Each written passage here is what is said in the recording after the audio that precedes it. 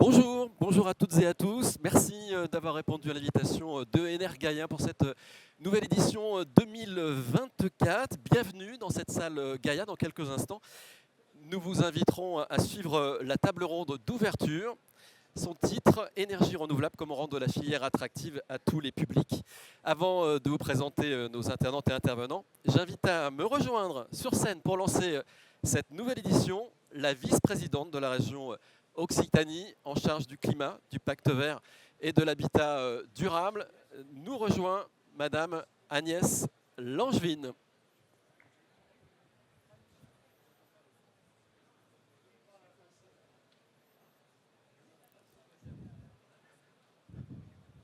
Je vous en prie. Les marches sont de l'autre côté. Je vous en prie. J'ai pas besoin du casque pour parler. Non.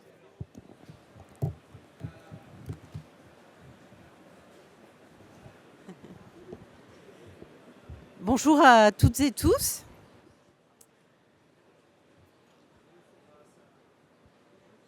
Alors je vais peut-être... Voilà. Bonjour à toutes et tous et je suis vraiment très heureuse de vous accueillir à l'occasion de cette plénière d'ouverture pour la 18e édition du Salon Energaia. Vous l'avez évidemment remarqué, encore beaucoup de monde cette année. Nous attendons plus de 18 000 visiteurs. 500 exposants ont réservé des espaces, des pavillons thématiques comme le bâtiment durable, l'emploi-formation, tous les pavillons, toutes les thématiques que nous pouvons évidemment soutenir, accompagner dans le champ de la transition écologique et dans le champ de la transition énergétique. Donc merci encore pour votre participation. Vous le savez, depuis 2016, sous l'impulsion de sa présidente Carole Delga, la région Occitanie a engagé en co-construction avec l'ensemble des partenaires et des acteurs une trajectoire pour devenir une région à énergie positive et donc déployer sur les deux volets, sur les deux jambes de cette transition, la sobriété, l'efficacité énergétique, la réduction des consommations, mais aussi bien sûr le développement des énergies renouvelables pour sortir des énergies fossiles et réduire notre empreinte d'émissions à gaz à effet de serre. Nous avons donc engagé et déployé une agence régionale de l'énergie et du climat. Nous avons déployé des communautés d'acteurs en partenariat avec l'ADEME comme Toten qui mobilise les collectivités publiques pour collectivement nous mobiliser et réussir ce grand défi qui est ce défi qui nous permettra de préserver l'habitabilité dans notre planète, c'est-à-dire de pouvoir continuer à vivre, de continuer à préserver la biodiversité et le vivant. Nous déployons de nombreux dispositifs. Nous soutenons bien sûr l'ensemble des filières d'énergie renouvelable, le photovoltaïque, mais aussi l'hydroélectricité, l'éolien offshore. Vous avez beaucoup d'événements qui tournent autour de cette structuration de l'éolien offshore avec un engagement très fort de la région Occitanie.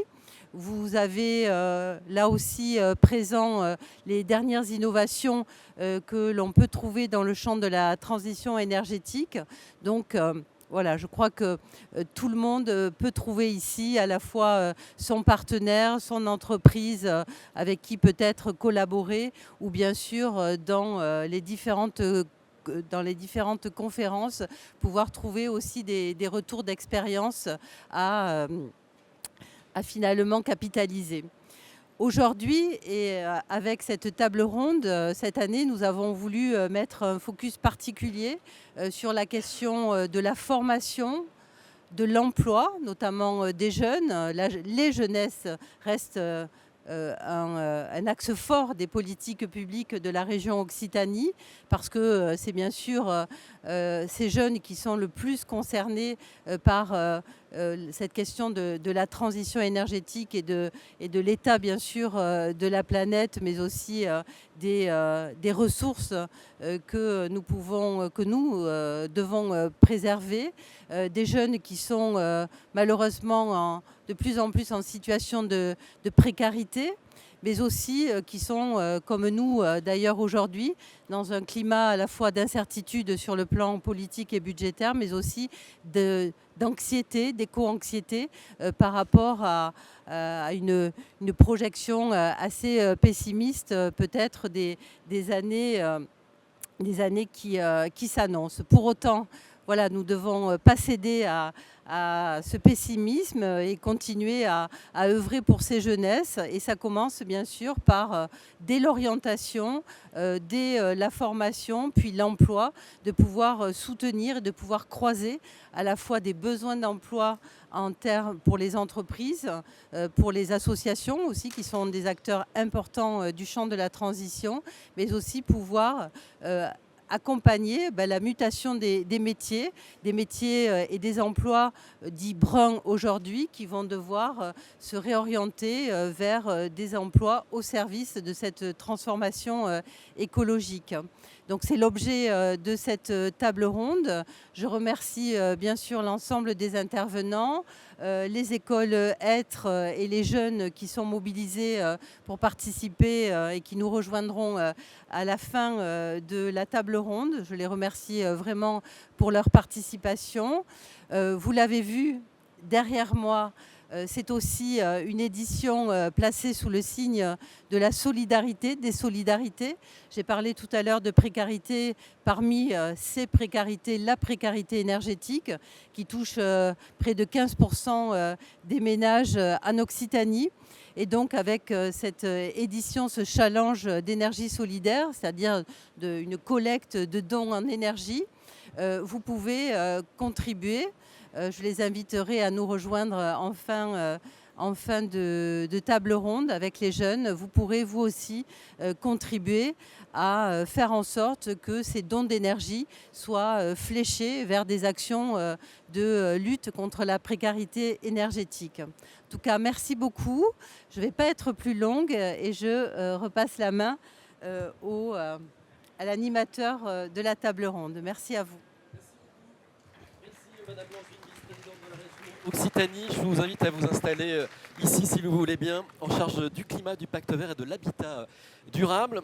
Je vous invite donc à rester ici puisque vous allez échanger avec nos intervenantes et intervenants. Titre de cette table ronde, comment rendre la filière attractive à tous les publics? Une filière qui, étonnamment, n'attire pas en masse les plus jeunes alors qu'on les sait très soucieux de l'avenir de la planète, de notre climat. Alors pourquoi? On posera la question notamment à Florian Messador, que je vous invite à accueillir. Il est membre du Conseil régional des jeunes d'Occitanie. Vous venez de terminer votre licence biologie-écologie. Merci d'être avec nous. Je vous invite à vous installer ici. Vous allez nous dire dans quelques instants pourquoi, à votre avis, les jeunes ne s'engagent pas. Alors c'est intéressant parce que vous m'avez dit en préparant notre rendez-vous que si les plus jeunes voyaient dès leur plus jeune âge des panneaux photovoltaïques sur le toit des écoles, peut-être qu'ils penseraient plus tard à se lancer dans les métiers des énergies renouvelables. Des métiers qui ne sont pas cités spontanément par les collégiens, les lycéens quand on leur pose la question de leur orientation. C'est ce que va nous dire notamment Valérie Poplin, que l'on invite à nous rejoindre, directrice opérationnelle du campus métier et qualification d'excellence des énergies renouvelables en Occitanie. Vous nous direz, madame, comment vous travaillez à capter l'intérêt des jeunes pour les énergies renouvelables via l'organisation notamment d'hackathons. Les acteurs de la filière se mobilisent aussi pour attirer les plus jeunes. On en parlera avec Elisabeth Abrivin de Valorem. Vous êtes en charge, madame, de mission RSE et référente insertion emploi et formation du groupe Valorem. Vous organisez des visites sur vos parcs solaires et éoliens. Vous développez des actions auprès des lycéens. Et pas seulement, vous travaillez à attirer tous les publics, les personnes en reconversion et également les personnes les plus éloignées de l'emploi. Un travail qui est réalisé en collaboration avec l'école Être, fondée par Frédéric Matisse, qui nous rejoint. Frédéric qui a signé cet ouvrage, J'ai rêvé d'une école, il a rêvé et il l'a fait. Félicitations. C'est aux éditions Kalman Lévy. Voilà pour la petite promo. Les écoles Être proposent des formations gratuites pour les jeunes âgés de 16 à 25 ans. Des formations pratiques et manuelles autour des métiers verts et verdissants. Attirer tous les publics vers les métiers des énergies renouvelables, c'est aussi l'ambition de France Renouvelable, l'association représentative de la filière des énergies renouvelables électriques. On accueille Sylvain Roussel, responsable développement et partenariat de France Renouvelable, qui lance courant 2025 un portail emploi formation qui centralisera toutes les informations sur les métiers des énergies renouvelables. Merci encore à toutes et à tous d'avoir répondu à l'invitation d'Energaia pour cette table ronde d'ouverture. Une table ronde qui est divisée en 3 temps. On va d'abord s'interroger sur l'attractivité des métiers des énergies renouvelables, puis on parlera des actions à mener pour rendre ces métiers beaucoup plus attractifs. Et enfin, on demandera si les recruteurs doivent ou non changer leur discours pour voir davantage de personnes se diriger vers les métiers des énergies renouvelables. Est-ce qu'il faut révolutionner un petit peu les méthodes de recrutement? Et bien sûr, on vous invitera à réagir à cette table ronde. Vous pouvez remonter vos témoignages, poser vos questions. Merci beaucoup pour cette technique qui, comme vous voyez, n'est pas que technique, elle est aussi humaine. On peut applaudir notre technicien et toute l'équipe qui est derrière nous pour vous offrir ce beau rendez-vous qui est Energaia. Un petit mot pour vous dire qu'on est content d'avoir les représentants des écoles Être et EPF, des élèves qui sont dans la salle. On leur fait un petit coucou, tout comme les lycéens de Montpellier, des établissements Joffre et Léonard de Vinci. Ils sont plus de 80 dans la salle. Merci d'être là, merci de votre présence. Allez, on commence avec vous, Sylvain Roussel, si vous le voulez bien, avec une question toute simple. On sait que le secteur des énergies renouvelables est en forte croissance. Est-ce qu'il peine à recruter ? Bonjour, bonjour à toutes et tous. Alors, juste avant de commencer, j'aimerais remercier la région et le comité d'organisation de Energaia d'avoir mis l'emploi en table ronde d'ouverture. Ce n'est pas forcément le sujet qu'on met en premier, c'est souvent l'après-midi ou une simple heure. Je trouve que c'est un choix fort qui a été fait par les organisateurs et je pense qu'il faut le saluer avant de commencer. Merci, c'est bien dit. Je t'en prie. Donc oui, les ENR, on est sur une croissance à 2 chiffres depuis 2019. C'est-à-dire on est entre 10 et 33% de croissance sur les emplois dans la filière. Juste pour vous donner quelques chiffres, entre 2023 et 2024, c'est 50 000 emplois dans l'éolien et le solaire. 11 500 en Occitanie. On est à peu près à 18 000 sur le solaire et 32 000 sur l'éolien, avec à peu près 7 800 sur l'éolien offshore. Donc comme vous pouvez le voir, il y a quand même pas mal d'emplois. Maintenant, la question qu'on se pose, et c'est un peu aussi ce qui est significatif avec la stratégie RIPOS, c'est qu'il va falloir électrifier les usages. Et donc pour électrifier les usages, qu'est-ce qu'il faut faire ? Il faut plus d'électricité propre. Ça peut passer par le nucléaire, ça passera forcément par les énergies renouvelables dès maintenant. Et en fait, je vais vous donner un chiffre J'étais sur une table ronde au mois de juin avec un représentant d'EDF et d'Enedis. D'ici 2030, c'est 200 000 emplois qu'il va falloir créer pour électrifier les usages. 200 000, rien que 100 000 chez Enedis. Donc effectivement, ça donne le vertige. C'est un défi qu'il va falloir relever tous ensemble. Et c'est surtout ce défi-là où il va falloir aussi répondre à ce problème de pénurie. Et en fait, la pénurie, si on regarde bien ce qui se passe, c'est qu'en fait, on est en forte concurrence avec d'autres métiers, et notamment les métiers de l'industrie. Les métiers de l'industrie qui cherchent aussi les compétences qui sont similaires aux nôtres. Et les compétences similaires aux nôtres, je pense aux techniciens de maintenance. Et pas plus tard qu'hier, je suis intervenu dans les BTS maintenance des systèmes éoliens. Donc il y a 10 BTS partout en France. Et justement, c'est un défi qu'il va falloir relever tous ensemble. Merci Sylvain. On a la chance d'avoir avec nous un peu la tour de contrôle lorsqu'il s'agit de parler des ENR dans la région. C'est Valérie Poplin qui est directrice, je rappelle, du campus des métiers et qualifications d'excellence autour des énergies renouvelables. Est-ce que vous constatez dans la région Occitanie un manque de main-d'œuvre, qualifiée ?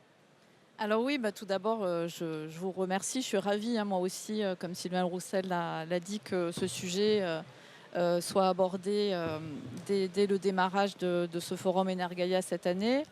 Alors oui, ça ne va pas vous surprendre, ce n'est pas un sujet qui est tout à fait nouveau. Moi, ça fait 7 ans que je travaille auprès des acteurs de la région, qu'il s'agisse d'établissements de formation ou d'entreprises dans les énergies renouvelables. Et ça fait 7 ans que j'entends régulièrement les recruteurs, les responsables RH dire quelles sont leurs difficultés. Donc on est clairement sur un secteur en tension, où les recrutements ne sont pas aisés. Il y a de la tension sur les recrutements. Et bon, ça s'explique déjà par un manque généralisé de viviers, de recrutement, de viviers de recrutement également en formation dans les métiers techniques en général. Il y a peu d'appétence dans notre nation pour les métiers techniques, que ce soit chez les jeunes ou les publics en reconversion. Alors, on met souvent en avant, et c'est normal et c'est important, les difficultés de recrutement d'ingénieurs, mais globalement, on peut être assez confiant sur cet aspect-là, déjà parce qu'on a de très très belles écoles qui font un travail formidable. Et puis, avec la transition énergétique, on va avoir aussi un déplacement de la mobilité interne d'ingénieurs qui vont venir d'autres secteurs, et en particulier, c'est déjà le cas de l'oil and gas. Voilà. En revanche, ce qui est plus préoccupant, parce que la volumétrie est plus importante aussi, c'est l'attention sur les métiers de techniciens. Donc Sylvain rappelait les techniciens de maintenance. Voilà, ça c'est quelque chose qui est préoccupant, parce que pour un ingénieur qui va faire du développement, je ne suis pas sur des chiffres très précis, mais on va peut-être avoir 10 ou 15 techniciens de maintenance qui vont devoir intervenir pendant toute la vie des parcs. Elisabeth Abriva, j'ai dit, vous travaillez pour le groupe Valorem. J'imagine que vous êtes raccord avec ce qu'on vient de dire à l'instant. Chez Valorem, vous peinez à recruter quel type de profil ? Alors, oui, effectivement, moi je ne peux que confirmer ce qui vient d'être évoqué à l'instant. Peut-être rajouter, et puis dire aussi un petit peu en 2 mots, Valorem, nous on est un opérateur intégré. On produit, on vend de l'électricité, et on est, je dirais, un petit groupe qui a tout d'un grand. C'est-à-dire qu'on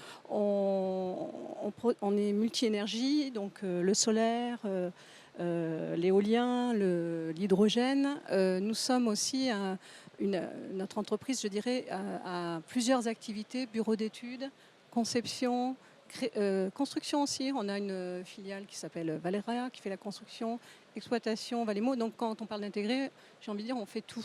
Voilà. Et ça signifie qu'il y a une grande diversité finalement de métiers dans un groupe qui fait 500 personnes. Alors 500, c'est déjà beaucoup, c'est une belle ETI, mais c'est quand même, voilà, vous allez retrouver toute une diversité de métiers.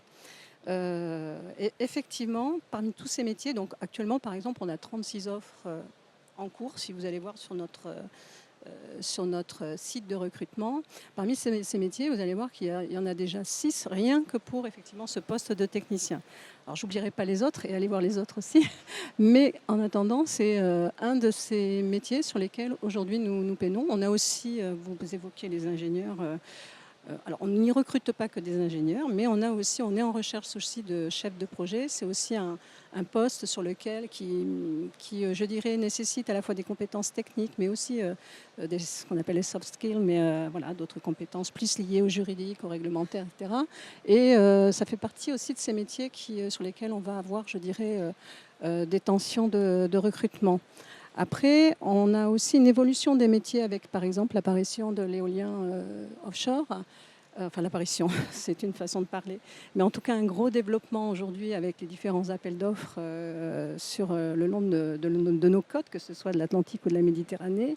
Et il y a aujourd'hui ce que j'appellerais une maritimisation aussi des métiers qu'il est important de prendre en compte pour pouvoir être en calage aujourd'hui entre l'offre, les attentes des entreprises, je dirais, et l'offre de formation. Merci. Donc on a avec nous, on l'a dit, Frédéric Matisse, un président fondateur des écoles Être, qui travaille à engager les plus jeunes, à s'engager dans les métiers verts et verdissants. Quel constat vous faites, Frédéric, sur l'attractivité de ces métiers des énergies renouvelables ? Alors, nous, on a un mantra qui est la formation représente déjà un goulot d'étranglement pour la transition.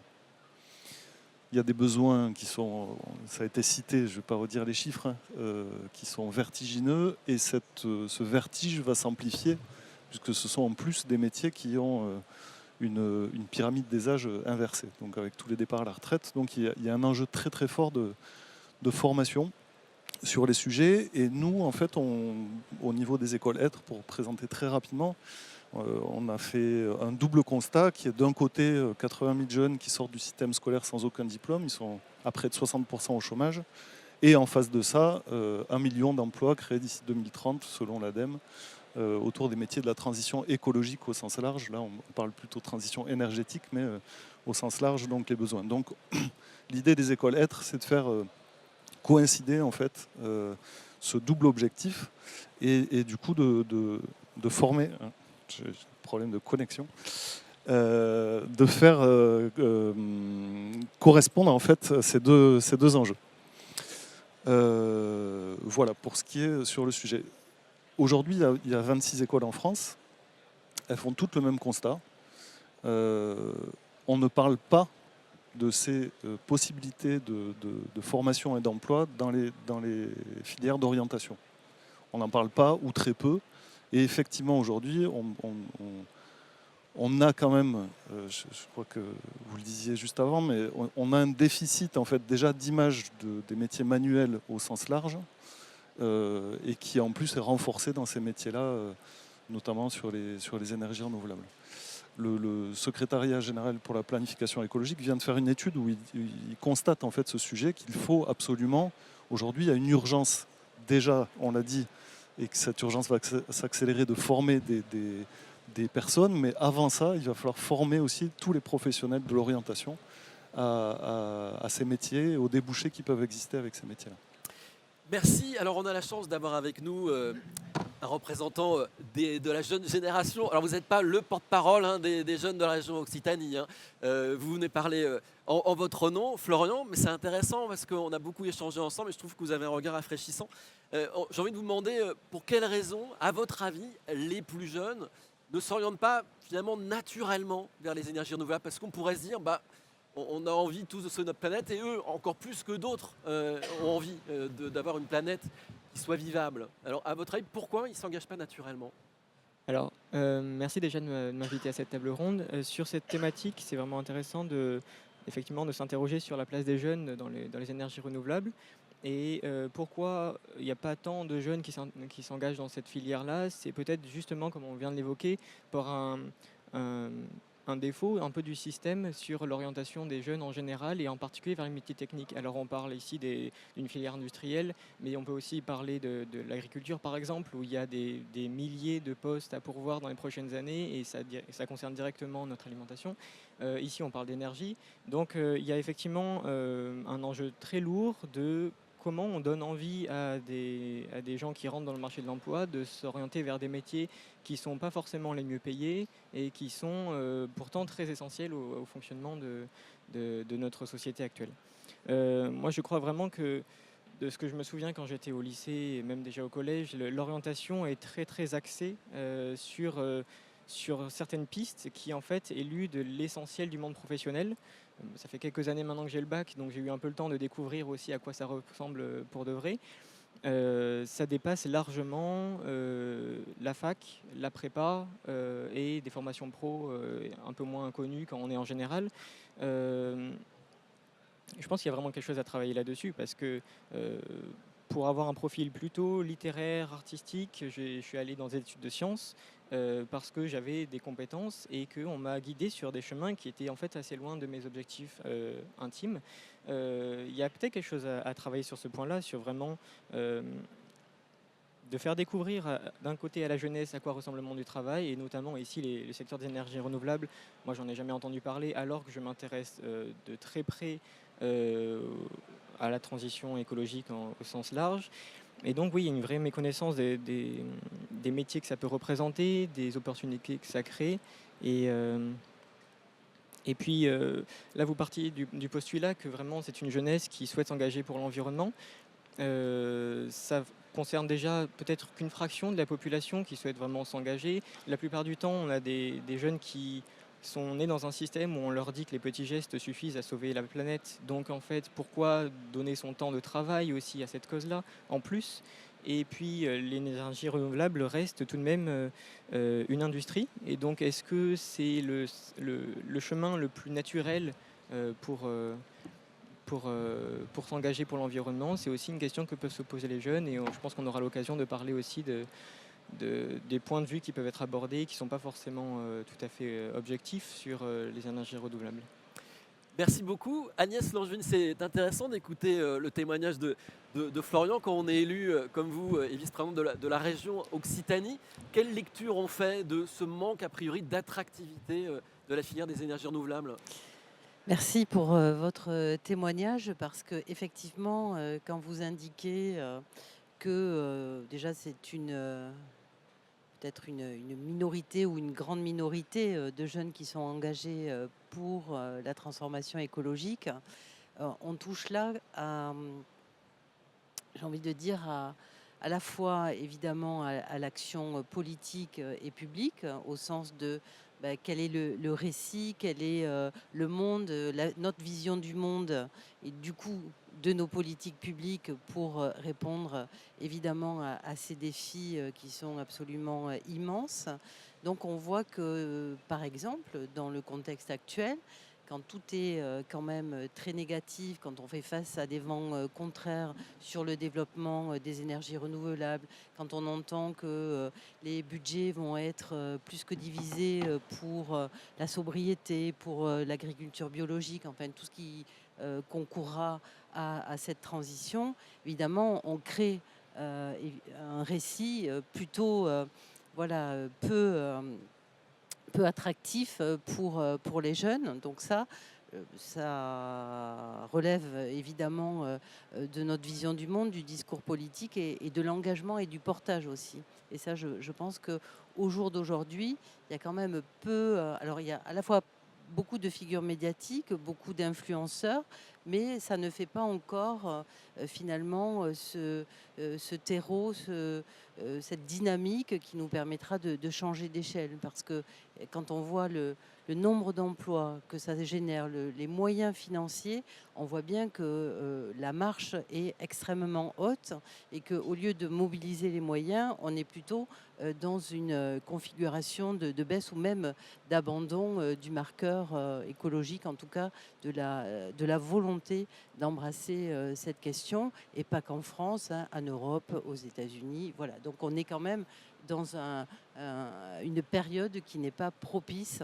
Pour autant, vous l'avez rappelé aussi, hein, il y a beaucoup de jeunes qui s'engagent et qui recherchent du sens. Pour croiser, à la fois pour agir, hein, pour diminuer cette éco-anxiété, mais pour croiser aussi le parcours professionnel avec ses convictions, avec son projet personnel, avec ses valeurs. Mais vous l'avez indiqué, c'est pas toujours rémunérateur. En tout cas, c'est pas les métiers. Vous parliez de l'agriculture à juste titre. C'est pas les métiers les mieux rémunérés. Ça veut dire aussi, on l'entend, hein, mais c'est minoritaire, qu'il y a aussi toute une partie de jeunes ou de moins jeunes qui acceptent finalement d'être moins rémunérés parce qu'ils vont trouver autre chose dans leur choix professionnel, qui vont engager sur plus de sobriété dans leur mode de vie, qui vont préférer être alignés personnellement que de s'inscrire dans un discours qui est encore promu dès les premières classes, hein, qui est celui de la compétition, de métiers ou de filières beaucoup plus nobles que les filières techniques.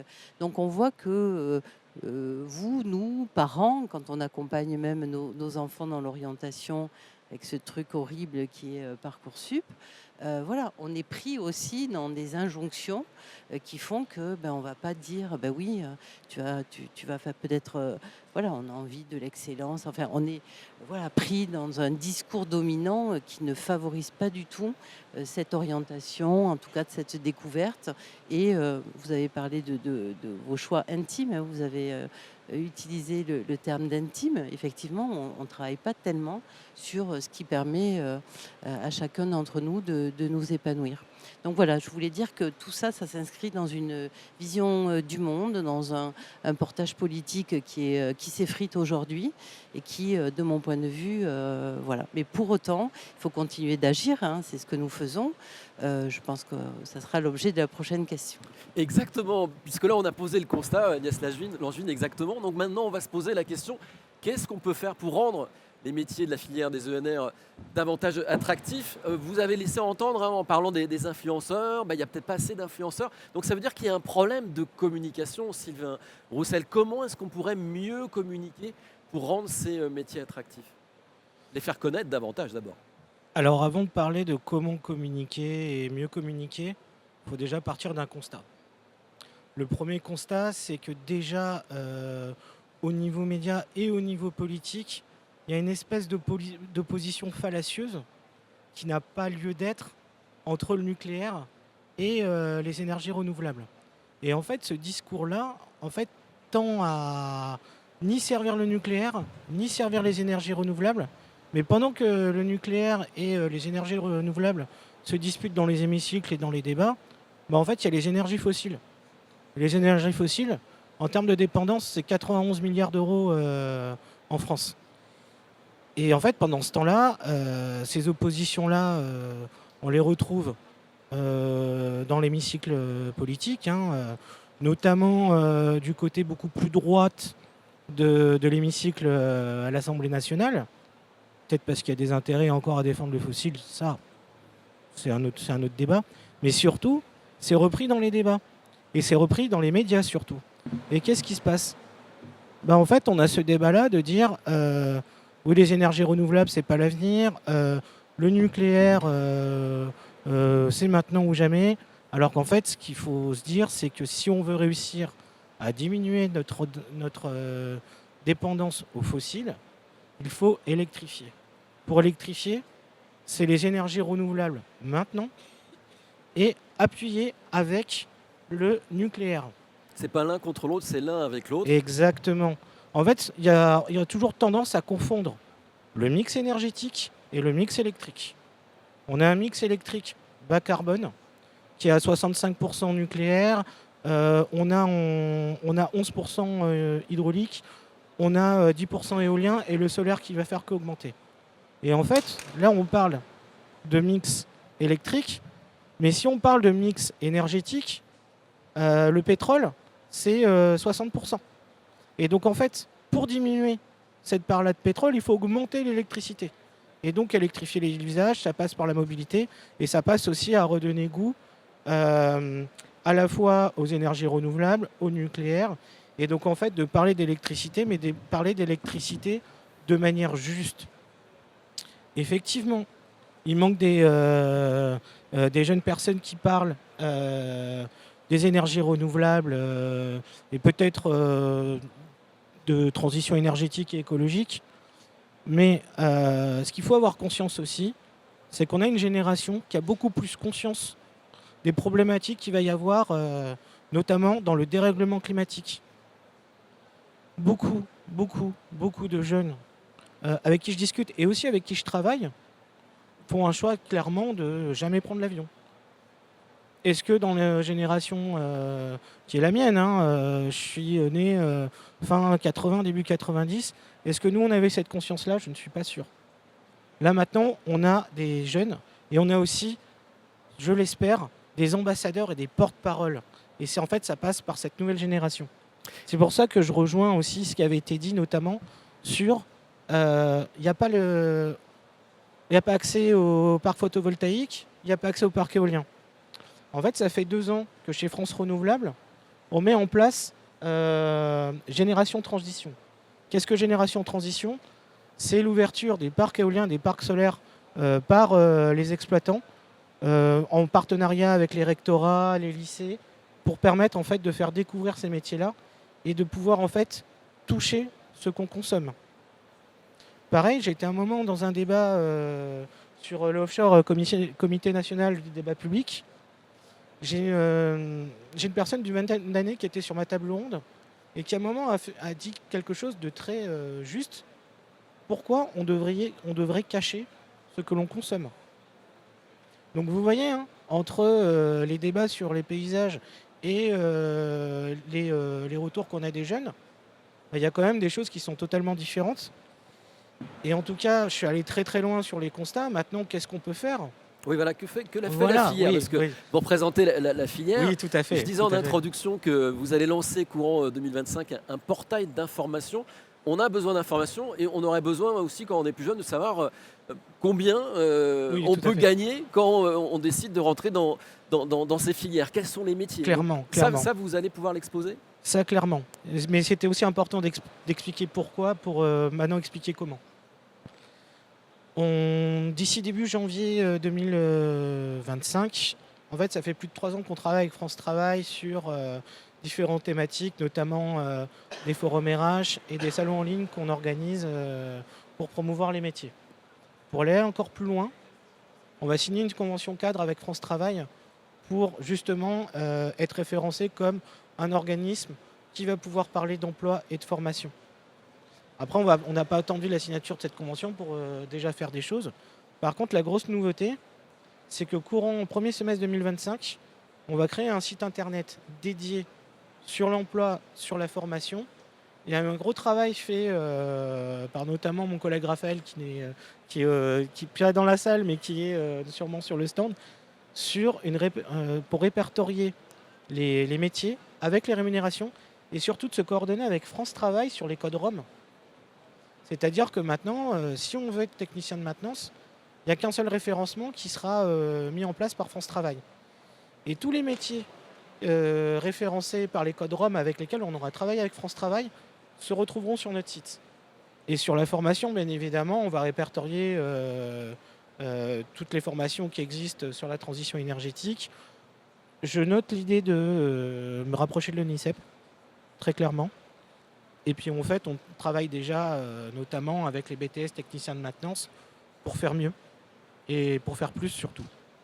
Alors, puisqu'on vient de parler des actions de sensibilisation, j'ai envie de demander à Elisabeth Abriva, quelles actions de sensibilisation mène le groupe Valorem? Est-ce que vous en menez? Oui, on en fait pas mal. Et alors, on n'en fait jamais assez, hein, mais je pense qu'on est quand même pas trop mal. On va voir.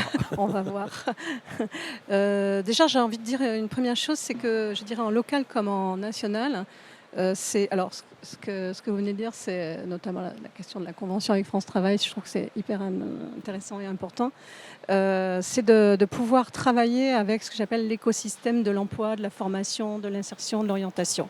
C'est essentiel en tant qu'entreprise de s'inscrire dans cet écosystème, de le connaître, d'échanger. Et on parlait d'ouverture des parcs, parce que évidemment, l'idéal, c'est de pouvoir ouvrir, je dirais, nos parcs pour qu'on vienne voir. Ce qui est intéressant, c'est de pouvoir voir, de comprendre, j'allais dire de toucher, voilà. Et puis, donc, on va du coup participer à Génération Transition, évidemment. On ouvre nos parcs. Voilà. Une façon d'y participer, c'est quoi? C'est déjà d'ouvrir nos parcs solaires, nos parcs éoliens, de faire venir les jeunes sur les centrales hydroélectriques. Et puis ce qui est important aussi, j'entendais parler de la question des influenceurs. Nous, les influenceurs, chez nous, c'est nos collègues. C'est-à-dire que nos collègues, on est une entreprise avec une moyenne d'âge qui est quand même assez jeune. Donc ce sont des hommes, des femmes. On a des femmes qui travaillent sur des domaines techniques, scientifiques. Et du coup, quand les jeunes ils arrivent sur le parc pour la visite, déjà ils ont quelqu'un qui est en proximité avec eux, avec qui ils vont se sentir à l'aise pour discuter, pour pouvoir poser les questions, etc. Donc Génération Transition, on connaît bien. On fait la même chose. On ouvre le parc aussi pour les écolettres, déjà aussi, pour commencer. Donc là, c'est encore une autre façon, je dirais, d'aborder les choses. On a fait une visite, rien que là, cette année, par exemple, on a créé un petit dispositif pour une école qui est à Paris et une école qui est en Occitanie, donc à La Hage. Et on les fait se rencontrer, enfin c'est pas nous, hein, c'est les écoles qui font en sorte de se rencontrer. Mais dans ce cadre-là, il va y avoir plusieurs activités, et notamment la visite d'un parc solaire, le parc Mayol, pour ne pas le citer.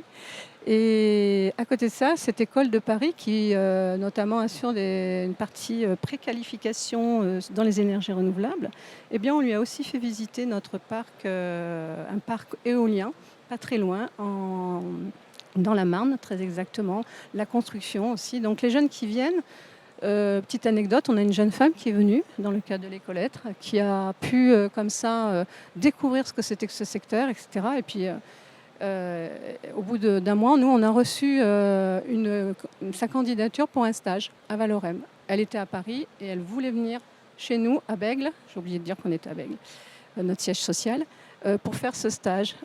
Voilà, on l'a accueillie.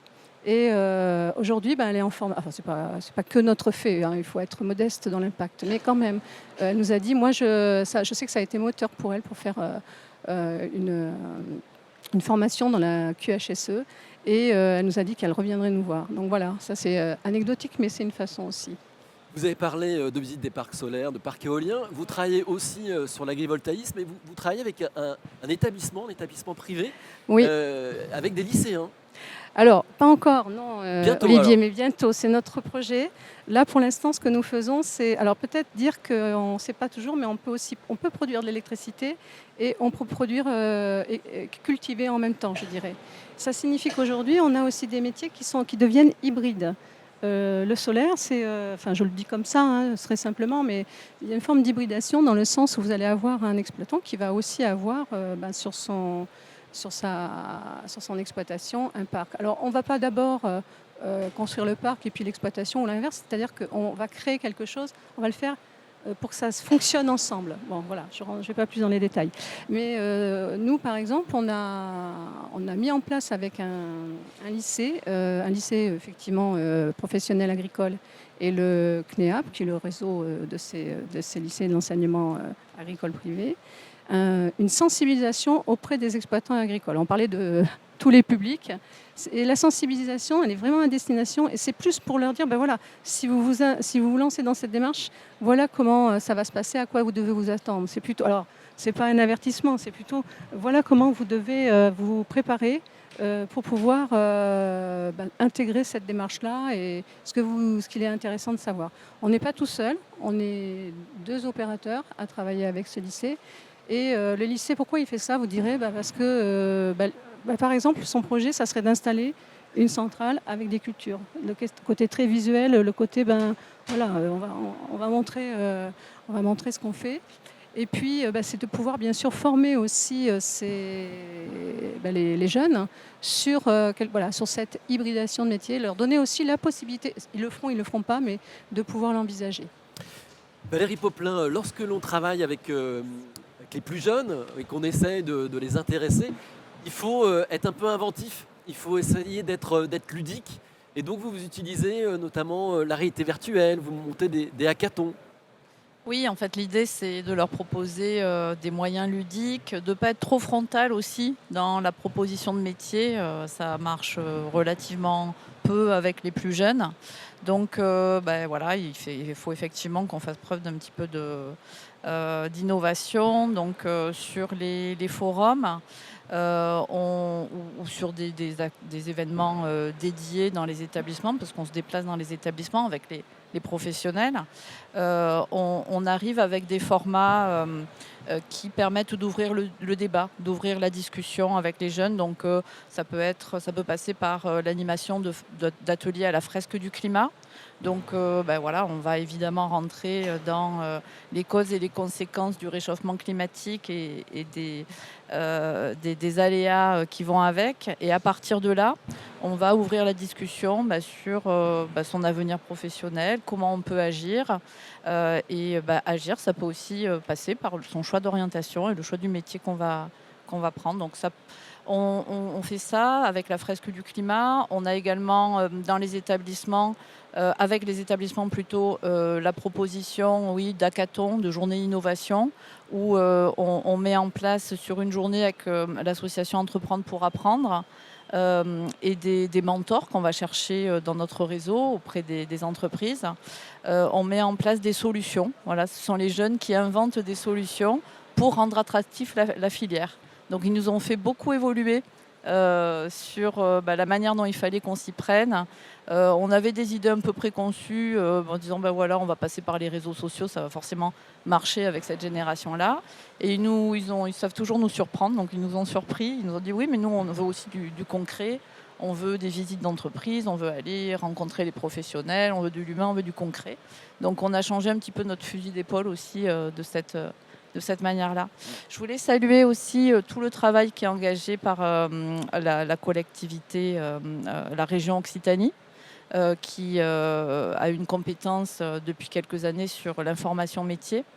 Et je me dis que on est bien parti, on n'est pas trop mal pour gagner en fait le défi qui s'offre à nous, avec notamment des événements comme des événements idées métiers, qui sont vraiment une nouvelle génération de salons. Ils ont complètement rompu les codes des salons où chacun vient avec son établissement, son petit kakebono et sa plaquette. On travaille tous ensemble à organiser ces salons idées métiers pour montrer des gestes professionnels, pour montrer la réalité des métiers, pour faire témoigner des jeunes qui sont par exemple en apprentissage dans ces filières, pour qu'ils puissent voir véritablement, toucher du doigt, d'une manière là encore un petit peu décalée, ce que sont ces métiers-là. Donc je me dis quand même que les actions existent. Ça va prendre un petit peu de temps parce que on touche à des représentations. Aujourd'hui, on veut réindustrialiser notre pays, mais les décennies qu'on a derrière nous, c'est pas tout à fait cette image-là qu'on a donnée. Donc c'est normal que les jeunes et les familles envisagent d'autres parcours pour leurs enfants. Donc ça va prendre un peu de temps, mais je pense que c'est bien en route. Merci Agnès Langevin. Valérie Poplin finalement a tendu la perche pour que nous parlions d'orientation, du cœur de métier de la région. Que fait la région alors précisément? Là on vient d'avoir des exemples à travers Valérie, il y en a d'autres j'imagine. Oui, c'est vrai que l'orientation, c'est vraiment déjà une entrée, mais aussi parfois un nœud. Et cette orientation, elle commence aussi par le stage de troisième, qui est un moment très important dans la vie du collégien et qui déjà trouve beaucoup de portes malheureusement fermées. Et ça, c'est assez terrible de voir des familles qui ne peuvent pas orienter ou trouver dans leur réseau ce fameux stage de troisième. C'est la raison pour laquelle la présidente a souhaité déployer une plateforme qui permet, comme un Tinder en fait, qui permet de mettre en relation les entreprises et donc les collégiens pour trouver ce stage de troisième. Et c'est vrai que beaucoup d'entreprises du secteur de la transition maintenant, y compris des grands groupes, des énergéticiens ou d'infrastructures réseau, s'organisent pour accueillir et mieux accueillir que de faire des photocopies ou du café, mieux accueillir donc ces collégiens dès la troisième. Ensuite, il y a l'orientation, vous en avez parlé, avec les événements, mais aussi cette idée d'aller vers, avec notamment la maison mobile de l'orientation, où on va aller dans des lieux très différents, en milieu rural, en milieu urbain, dans des quartiers populaires en pied d'immeuble, vraiment avec cette idée de faire découvrir avec, vous l'avez dit, de nouveaux outils numériques, etc., des modules vidéo, donc l'ensemble des métiers. Ça, c'est le deuxième point. Ensuite, nous avons, avec le réseau des écoles Être, que nous accompagnons là aussi depuis quelques années, et qui nous avait fait remonter la question du parcours de jeunes, des parcours atypiques, ça peut être des décrocheurs scolaires, mais aussi des titulaires de licence qui veulent bifurquer. Et donc, mais parfois, les revenus, en tout cas les moyens d'existence n'étaient pas là.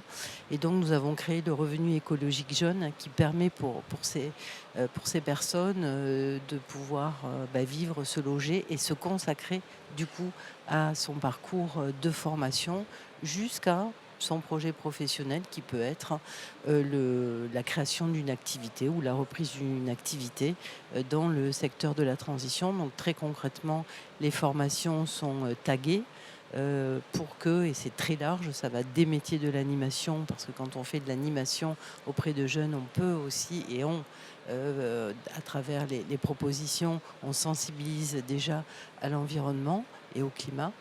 Et donc, on tague ces formations et ça ouvre droit à un revenu entre 700 et 1000 euros, ça dépend des situations, pour pouvoir vraiment se consacrer à son parcours. Donc ça, on est la seule région à pouvoir à offrir ce revenu, ce pouvoir de vivre, comme on dit aussi. Je voudrais juste revenir sur ce que vous indiquiez aussi sur l'énergie. Parce que c'est vrai que l'énergie, ce n'est pas l'objet le plus facile.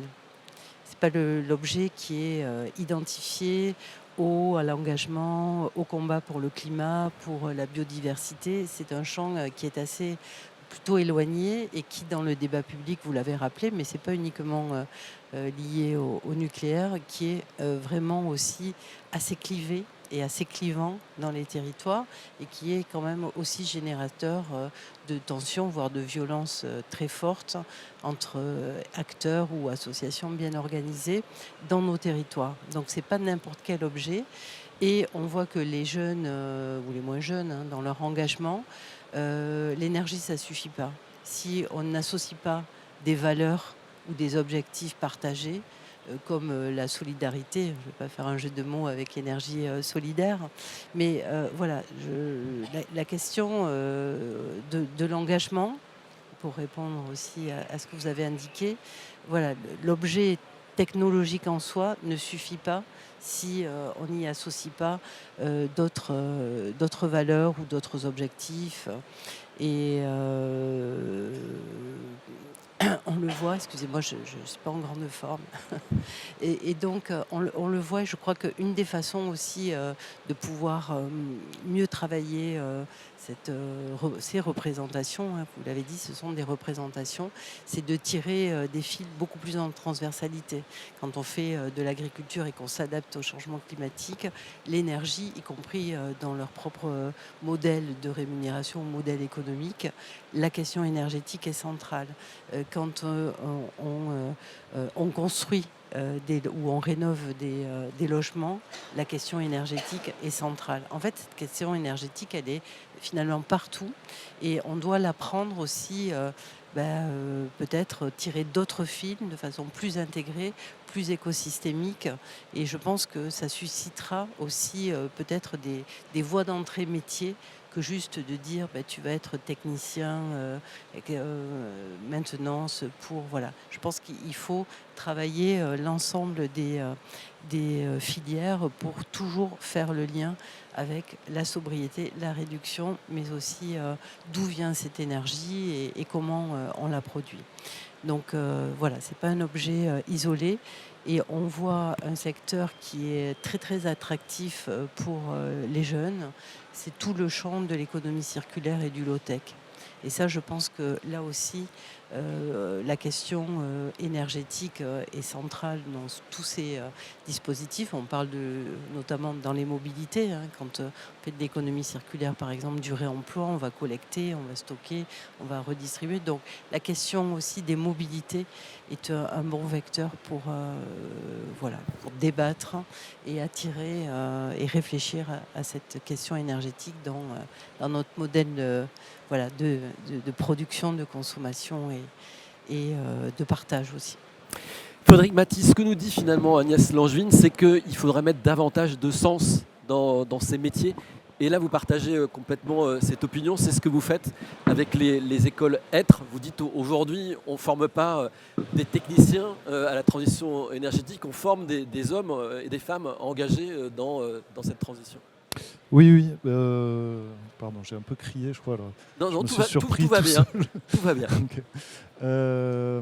Déjà, merci Agnès de parler du revenu écologique jeune, parce que c'est vrai que c'est une spécificité de la région Occitanie, donc on peut aussi être fier de ce qui se passe en région Occitanie, avec l'espérance que ça se développe et ça se déploie dans toutes les régions, et avec un enjeu sur le sujet dont on parlait avant, de bien en parler aussi à tous les professionnels de l'orientation, parce que parfois ils n'ont pas forcément la connaissance de ce revenu. Je voulais revenir, oui, en fait, ça fait le lien sur la question de récit et d'influenceurs. On a ici notre chargée de communication du réseau Être qui a mis en place récemment une chaîne YouTube. Alors, c'est pas elle l'influenceuse, mais par contre, sur cette chaîne YouTube des écoles de la transition écologique, vous pouvez aller voir, il y a des témoignages de jeunes. Et voilà, tout est dit. Je vous engage très largement à regarder le témoignage notamment de Fatoumata, qui est exceptionnel et qui va entraîner très certainement l'envie de beaucoup de jeunes à suivre tout ça. Plus largement, tu parlais de sens et d'engagement, c'est sûr. Il y a aussi une question sur la question même des métiers. C'est-à-dire qu'aujourd'hui et depuis quand même pas mal d'années, peut-être 60 ans au moins, on dit en gros tu réussis à l'école, tu vas faire des métiers intellectuels, tu rates à l'école, tu vas faire des métiers manuels. En fait, c'est ça. Donc, la réussite scolaire, c'est aussi basé sur ces métiers intellectuels, donc ingénieur, on a parlé, etc. Et les autres sont appelés voies de garage par rapport à tout ça. Donc il y a un vrai enjeu sur le récit et aussi sur dire que ces métiers appelés manuels, industriels, ne sont pas que ça. C'est aussi de la pratique et de la construction en fait, de cette transition écologique. Donc il y a tout cet enjeu là-dessus. Je parlais avec un artisan il n'y a pas longtemps qui installe des panneaux solaires et qui me disait en fait, toi tu dis que tu fais un métier intellectuel, moi on dit que je fais un métier manuel. Toi, tu es le cul posé sur ton bureau avec ton ordinateur, donc tu ne fais que travailler que la tête.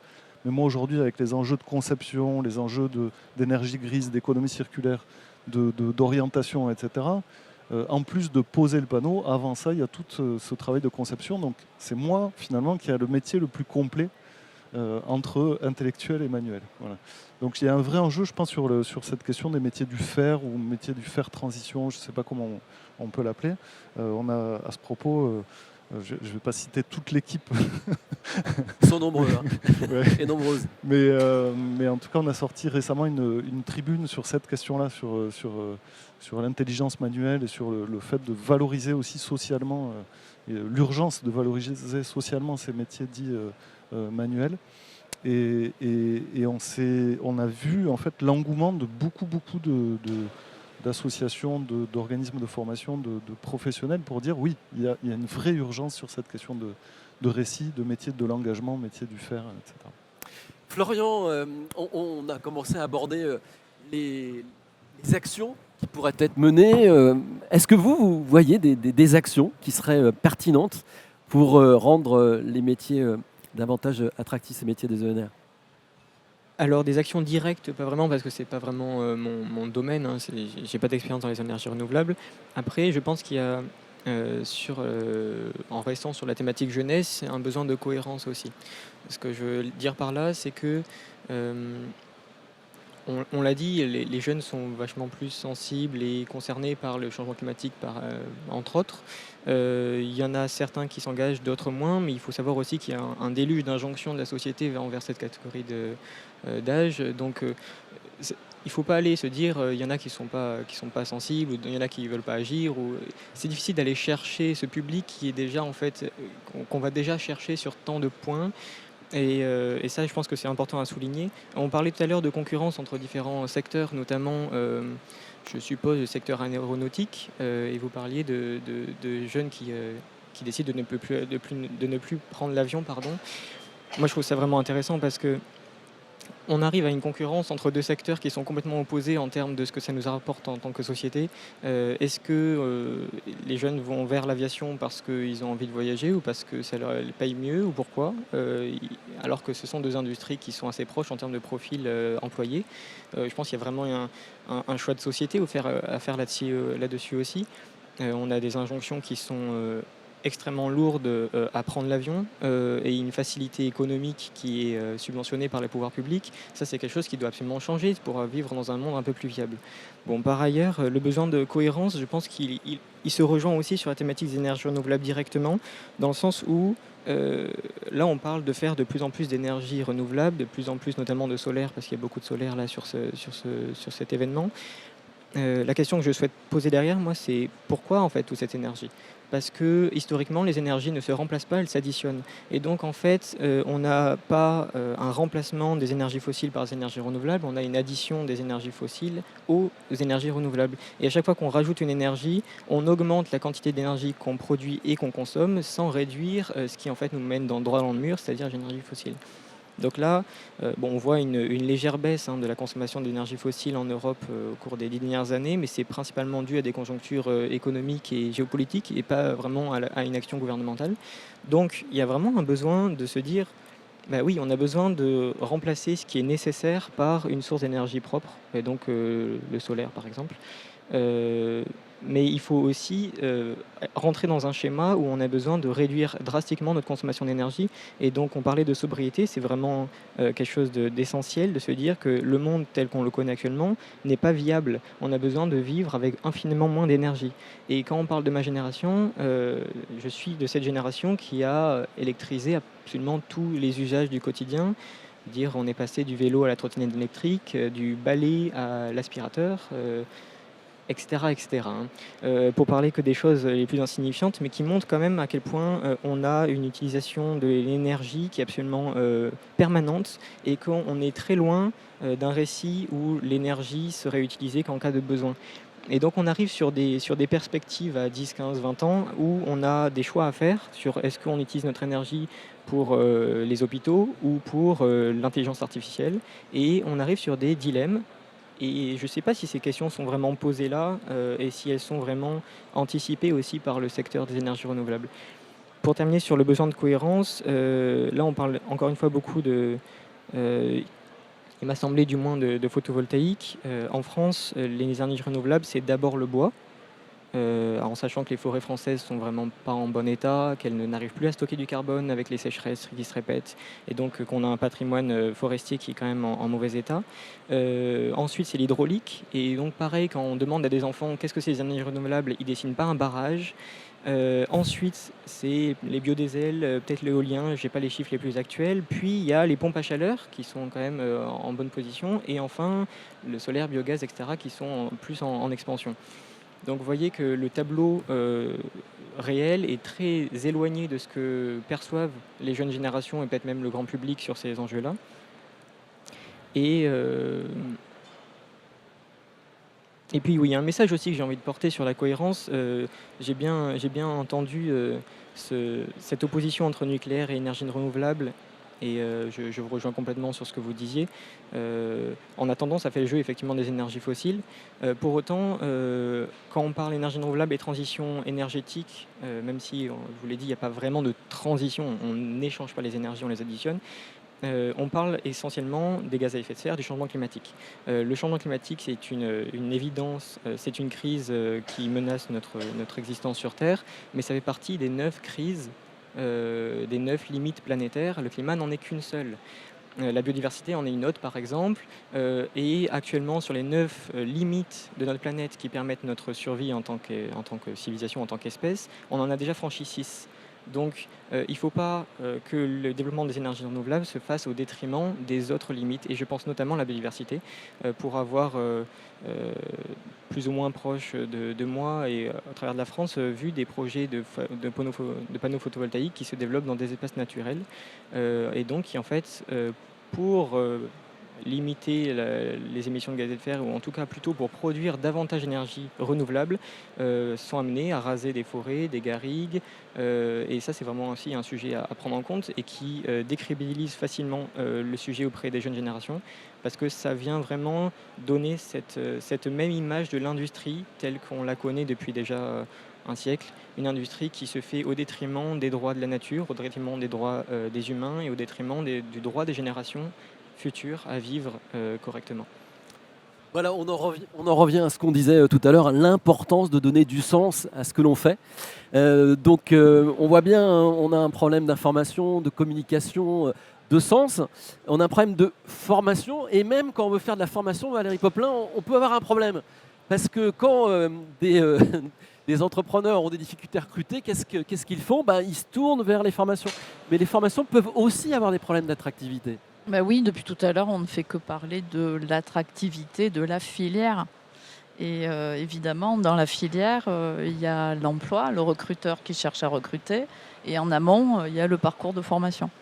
Donc si un métier n'est pas identifié par les jeunes, n'est pas désirable, la formation ne l'est pas non plus. Donc Sylvain faisait référence à un sujet qu'on a ensemble sur des BTS qui sont justement là pour préparer nos futurs techniciens de maintenance.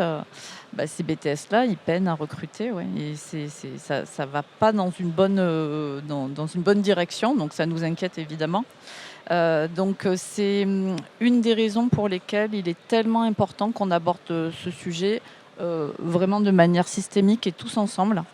Les établissements de formation, bien sûr, prennent leur part. Tout à l'heure, Sylvain, tu parlais de faire un annuaire, enfin, en tout cas de les identifier. Là-dessus, les campus des métiers des qualifications sont à ton service, parce que c'est ce que nous faisons en fait, chacun sur nos territoires. Donc, ça peut être un beau projet de le rendre visible au plan national. Et notre réseau national thématique pourra travailler avec toi sur ce sujet-là. Pour mieux identifier les formations, on a travaillé sous l'égide du comité stratégique de filière Nouveau Système Énergétique et avec l'ONICEP. On a travaillé à labelliser les formations de la transition énergétique. Donc aujourd'hui, lorsqu'on va sur le portail web de l'ONICEP, tous les diplômes, alors on a commencé avec les diplômes, on ira plus loin parce qu'on en a déjà... on a déjà identifié 100 diplômes de la transition énergétique pour que les jeunes puissent facilement, lorsqu'ils travaillent sur leur orientation, et le portail de l'ONICEP est quand même un très très bel outil, identifier très facilement des métiers qui pour eux n'auraient pas forcément de manière naturelle eu un sens dans la transition énergétique. Si je vous parle, ça m'a fait penser au métier de soudeur. Le métier de soudeur, c'est de l'industrie lourde, de l'industrie polluante. Mais des soudeurs, on en a besoin dans nos centrales nucléaires. Et on en a besoin également dans l'éolien notamment. Et c'est sans soudeurs, on ne fera pas notre transition énergétique, c'est sûr. Donc voilà, c'est vraiment tout un ensemble de choses qui font qu'on ne peut pas opposer le système de formation avec les problématiques d'emploi. Il faut qu'on aborde ça tous ensemble. On parle depuis tout à l'heure de très belles actions, de très beaux projets qui prennent vie. On voit qu'on a énormément d'acteurs, que tous les acteurs sont mobilisés. Aujourd'hui, je dirais que il faut qu'on fédère mieux nos actions, qu'on les coordonne, pour avoir plus d'impact, pour ne pas perdre de temps, qu'on ait une bonne connaissance, une bonne visibilité de tout ce que font les différents acteurs de la filière, pour qu'on puisse les porter ensemble et bien les coordonner partout sur le territoire. Comme disait tout à l'heure Agnès Langevin, il faut aller aussi à la rencontre des publics partout sur le territoire et sur tous les sujets. Frédéric Mathis, comment vous travaillez avec les écoles Être à rendre vos formations attractives? Vous travaillez avec Valorem à construire des parcours sur mesure. Avec quels résultats?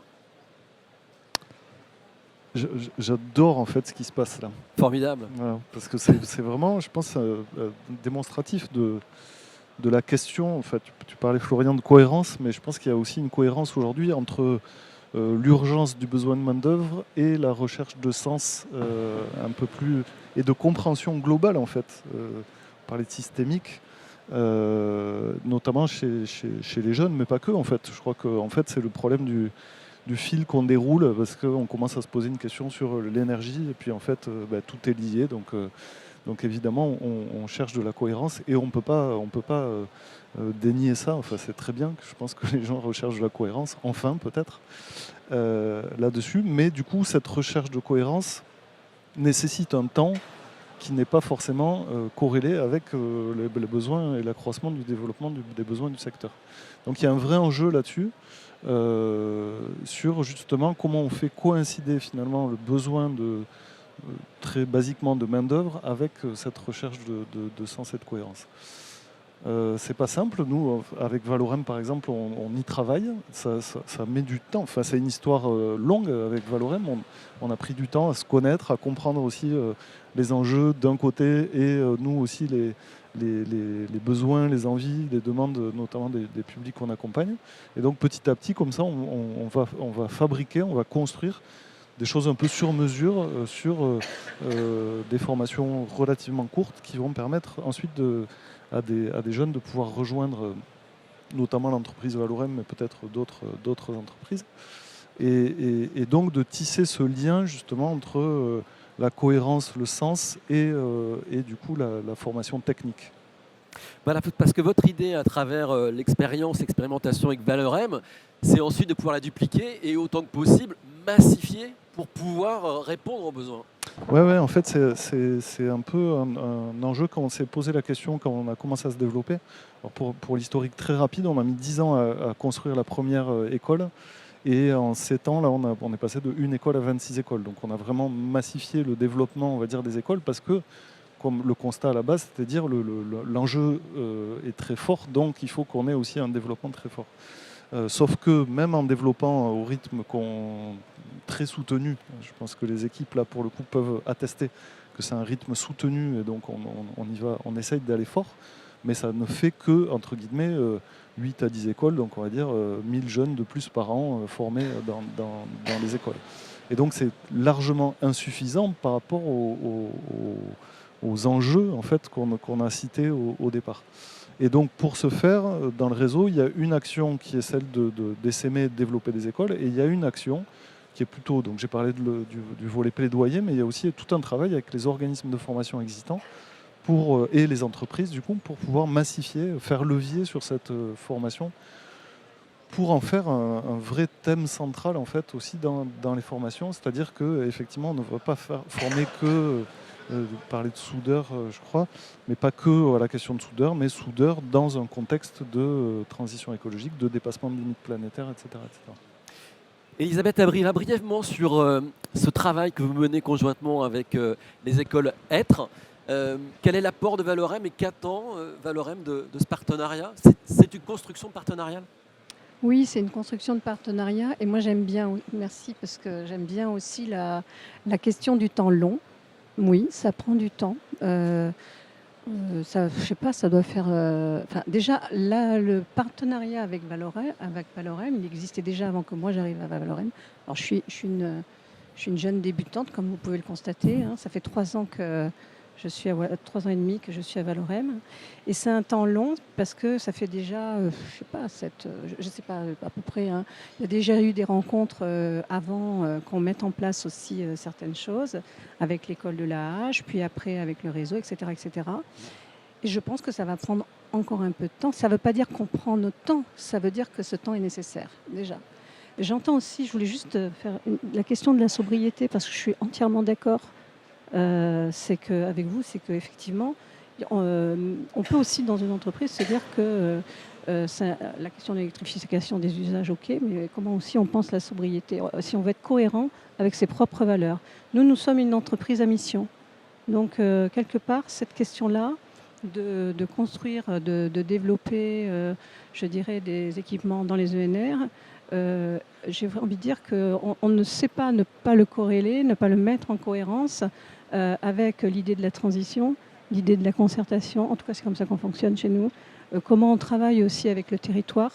On parle aujourd'hui il y a une notion de répertoire, de responsabilité territoriale. Et la responsabilité, pour revenir à nous, territoriale, elle est aussi dans la relation qu'on peut avoir avec des partenaires locaux. Et l'intérêt aussi, je ne vous cache pas, avec le réseau des écoles Être, c'est que ça a démarré sur un territoire, ça continue sur ce territoire. On a pérennisé, là, on va signer une convention tout à l'heure, qui pérennise un dispositif qui, si on ne le prenait pas nous en charge, sur lequel on a travaillé avec un producteur, eh ben, il n'existerait plus. Ben, voilà, c'est une décision de Valorem de continuer à le financer. Par exemple, c'est ça. Et donc de donner à l'école la possibilité de continuer des actions de sensibilisation auprès d'écoles, auprès d'un collège par exemple. Et quand on fait ça, qu'est-ce qui se passe? Que peut-être on se dit, tiens, on va peut-être susciter des vocations, mais ça ne veut pas dire que le jeune qui a entendu parler, il va venir travailler chez nous. C'est pas... Quelque part, j'ai envie de dire, on travaille pour la filière. Et voilà, quand je vous parle de temps long, c'est que là, aujourd'hui, on s'adresse à des jeunes qui sont dans des écoles, des collèges, et qu'on retrouvera pas, on ne va pas les retrouver là d'emblée sur le marché du travail. Nous travaillons sur un temps long. Vous savez bien qu'on dit souvent les entreprises, on est là sur du court terme, etc. Ben, nous travaillons sur l'orientation dans le temps long. Avec les écoles Être, c'est encore, enfin, nous travaillons sur le temps long et j'ai envie de dire, je n'ai pas oublié moi que la question d'aujourd'hui, c'est dans la question d'aujourd'hui, il y a tous les publics. Alors voilà, j'allais y venir parce qu'il nous reste un quart d'heure et Pardon. j'aimerais inviter ensuite le public à réagir, à remonter des témoignages. On va aborder cette question, voilà, comment attirer tous les publics. Valérie Poplin, c'est un sujet sur lequel vous travaillez également. Quand on dit tous les publics, c'est les publics en reconversion, les publics éloignés de l'emploi. Oui, exactement. C'est vrai et c'est naturel, on a beaucoup parlé d'orientation, d'information métier pour les jeunes, et il faut faire ce travail. Mais pour répondre aux besoins immédiats de la filière, et puis pour ne laisser personne au bord du chemin, il faut élargir la cible. Et pour augmenter le vivier, élargir la cible, ça veut dire travailler avec les demandeurs d'emploi, travailler sur la reconversion professionnelle, parce que si il y a des secteurs d'activité comme les énergies renouvelables qui se développent très fort avec une très belle croissance, on voit bien que aujourd'hui d'autres secteurs se trouvent en difficulté et perdent des emplois. Donc ce sujet de la reconversion, il est très important. D'autant plus que la dernière réforme de la formation professionnelle, elle a fait la part belle au compte au CPF, au compte personnel de formation. Enfin, il y a plein de points positifs dans cette réforme. En revanche, elle a un peu laissé de côté les dispositifs de reconversion. Donc c'est très très important qu'on se penche sur ces sujets-là et qu'on aille chercher ces publics aujourd'hui qui perdent leur emploi dans des secteurs qui sont des secteurs, on va dire, de l'économie d'hier, pour les amener vers l'économie de demain.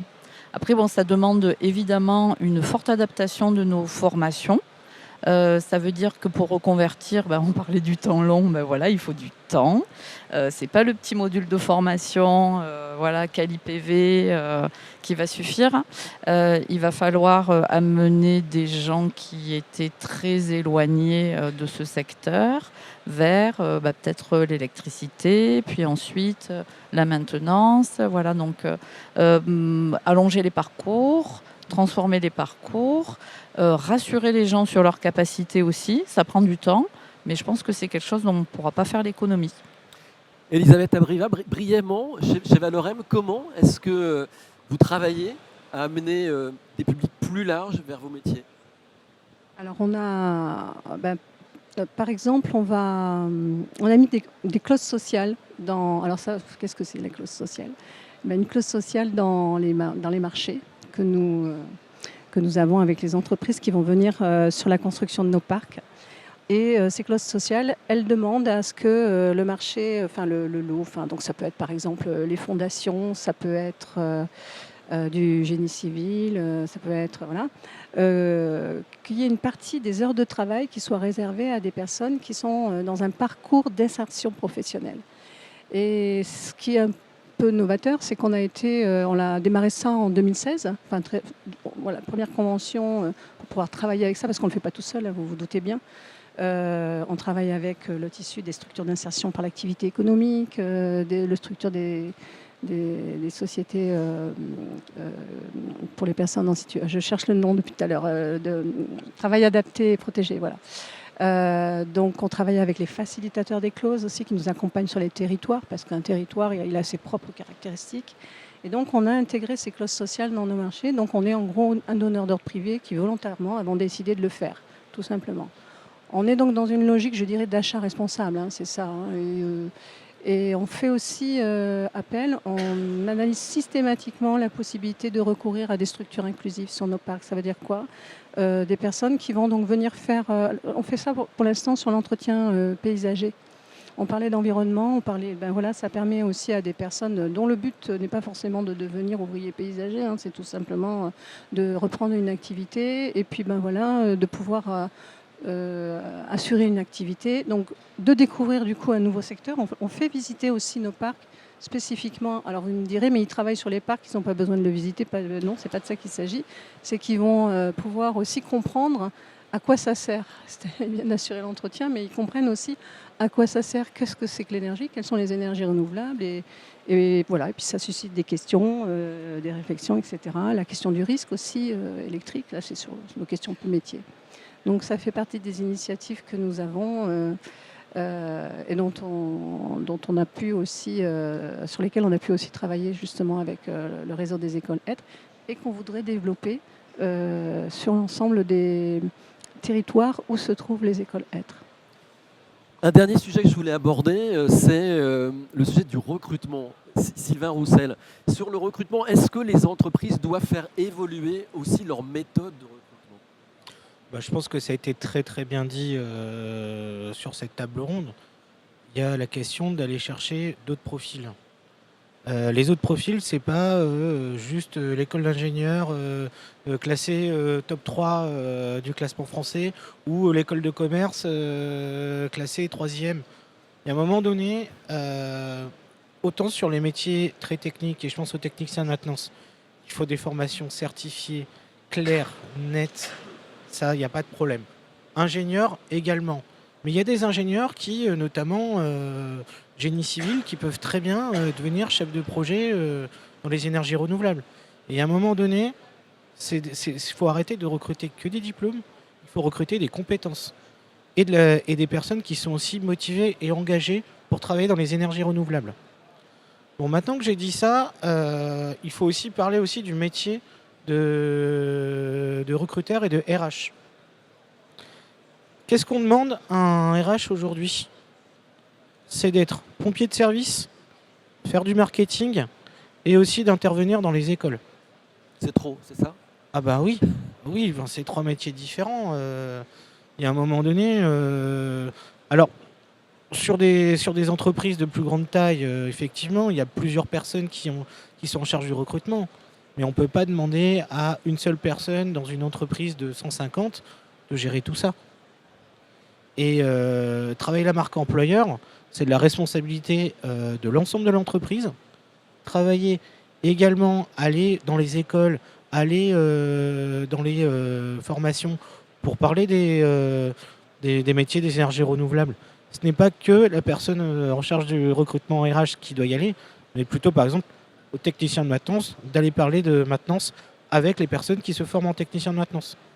Et pas que le RH.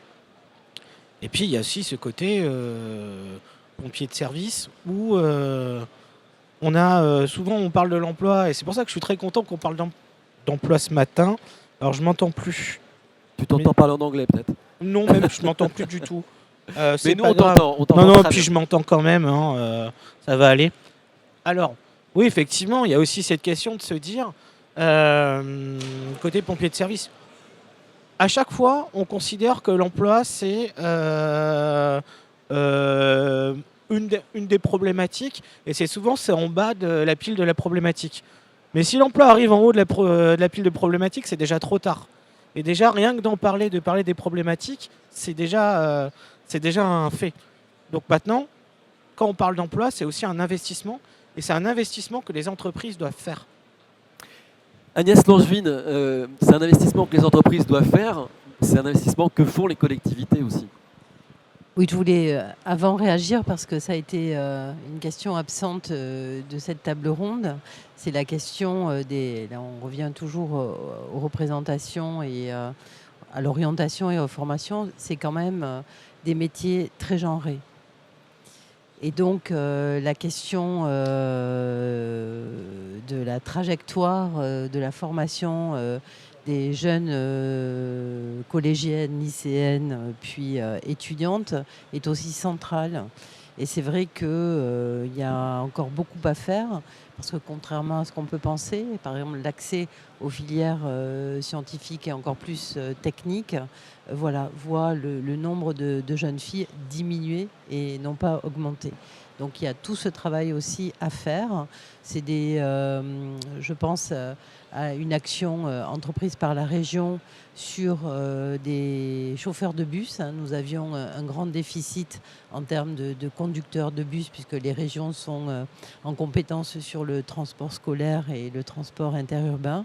Et donc nous avons déployé vraiment un programme spécifique de formation pour que des femmes accèdent, des jeunes femmes et des femmes voilà, de mon âge puissent accéder à ces formations. Et aujourd'hui, je n'ai pas le chiffre en tête, mais en 2 ans, le nombre de femmes qui conduisent des bus en Occitanie a dû doubler ou voire même tripler. C'est-à-dire que c'est de l'engagement, de la volonté aussi voilà, politique, d'action publique, pour faire en sorte que voilà, les jeunes femmes s'autorisent ou soient orientées ou aient envie de travailler dans ce secteur des énergies renouvelables, même si côté ingénieur, voilà, c'est plus diversifié, mais en technicien, c'est très, très masculin. Ensuite, il y a peut-être une façon d'aborder les choses qui est un peu différente. Si on prend, par exemple, l'éolien ou l'électrification réseau, c'est d'abord travailler en grande hauteur, ou je ne sais pas comment on dit techniquement. Et donc, c'est quoi les métiers? Et on peut transférer d'un gamin qui adore faire l'école, enfin, qui est assidu à l'école du cirque, ou qui est assez casse-cou, ou pas casse-cou, en tout cas, qui fait de l'escalade. Et donc, comment on peut aussi, à partir d'une appétence propre, on va dire, en fait, tu peux continuer à être en hauteur, à voir le monde de haut, en exerçant. Voilà. Donc, il y a des façons aussi même de nommer les métiers, de changer le vocabulaire, la sémantique autour de ces métiers, qui est pour moi aussi assez déterminante pour que ça colle à un imaginaire et à une cohérence aussi plus forte entre comment on nomme le métier et ce à quoi on va concourir aussi. Et peut-être un autre absent des échanges, mais qui ont aussi un rôle, je crois, déterminant, notamment dans les reconversions et dans la façon de parler les métiers, ce sont les syndicats. Et là, les syndicats, bon, je sais pas, peut-être qu'on n'y a pas pensé, mais je trouve que c'est très important aussi, parce que souvent, quand il y a des crises, des plans de reconversion, de licenciement ou des annonces, ça s'est vu sur l'arrêt des moteurs thermiques, par exemple, ou la sortie du diesel, comment on fait? Donc, comment on anticipe avec les syndicats? Comment on se coordonne aussi avec eux? Comment eux-mêmes vont organiser la question quand même de la démocratie, de la délibération dans leurs propres instances et au sein de l'entreprise? Comment on peut, nous aussi, dans les territoires, mieux travailler cette question et qui rejoint la question de la cohérence. La question démocratique, en tout cas de concertation, elle est trop souvent absente pour pouvoir justement concilier, en tout cas pouvoir trouver des consensus, même si des dissensus peuvent demeurer, et c'est tout à fait légitime. Comment on organise dans cet espace de débat public, c'est en étant outillé, éclairé aussi. C'est le but, par exemple, de conventions citoyennes ou de sciences participatives. Il y a plein de techniques maintenant pour faire vivre ces espaces beaucoup plus délibératifs et qui associent et qui permettent justement de mettre en cohérence l'action publique, les projets et voilà, le projet de société. Merci. Alors avant de vous donner la parole, peut-être mot de la fin à Florian, si vous voulez bien. Vous demandez un petit peu votre regard sur ce qui vient de s'être dit, les enseignements que vous en tirez, l'action principale qu'il faudrait mener. J'ai trouvé ça vraiment super intéressant. Je pense qu'il y a déjà beaucoup de matière qui a été évoquée. J'aimerais juste souligner effectivement que si on cherche à attirer d'autres publics, la question du genre, elle est effectivement marquante. On n'a qu'à voir à peu près, faudra voir un peu les pourcentages genrés des gens qui sont dans ce forum. Mais il y a aussi effectivement les gens qui sont plutôt jeunes. J'en connais un certain nombre au travers de mes cercles privés. Qui sont pas forcément dans des branches sectorielles qui disparaissent, mais aussi qui subissent un épuisement des conditions de travail, et les réformes des retraites n'y ont vraiment pas arrangé. Donc si on a tant besoin de main-d'œuvre, est-ce que ça ne serait pas aussi le moment d'ouvrir la porte à des gens qui ont plus de 50 ans, qui ont 30 ans d'expérience dans certains domaines, et de voir à quel endroit ces profils peuvent coller avec les sociétés, avec les projets, avec les objectifs. Donc je pense qu'il y a un besoin de transversalité aussi là-dessus. J'ai pas mal parlé des jeunes parce que j'étais un peu là pour ça, mais j'oublie pas quand même que c'est un projet qui doit faire société aussi, les énergies renouvelables. Et donc j'appelle aussi peut-être à des projets plus à taille humaine, davantage concertés. Et c'est un peu ce que je vous racontais la dernière fois qu'on s'était appelé. Les enfants, ils dessinent pas des panneaux solaires sur les toits de leur maison quand ils dessinent une maison.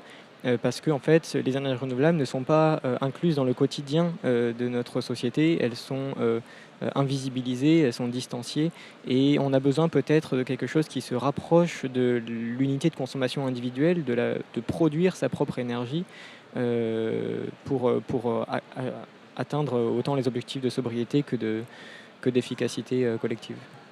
Merci beaucoup. On applaudit Florian et l'ensemble de nos intervenantes et intervenants. Si vous souhaitez réagir, poser une question, remonter un témoignage, on a une première question au premier rang. Alors, on va vous apporter un micro. Merci, madame. C'est juste au premier rang. Relevez la main, s'il vous plaît, madame, qu'on vous voit bien. Et je vais vous inviter à vous présenter. Bonjour. Bonjour, je suis chargée de mission chaleur renouvelable en Ariège.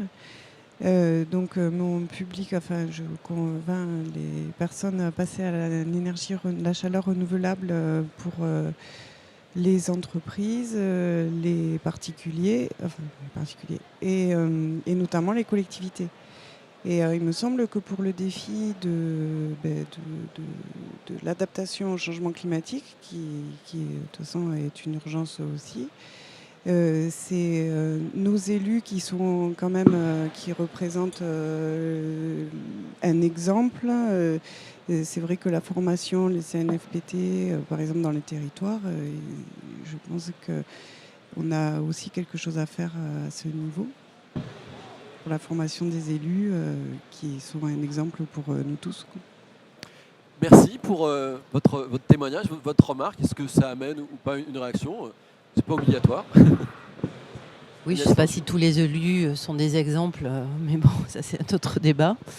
Oui, il y a la formation des élus, le CNFPT forme les fonctionnaires territoriaux, ont des programmes aussi, des actions, des programmes de formation axés sur la biodiversité, sur les énergies renouvelables.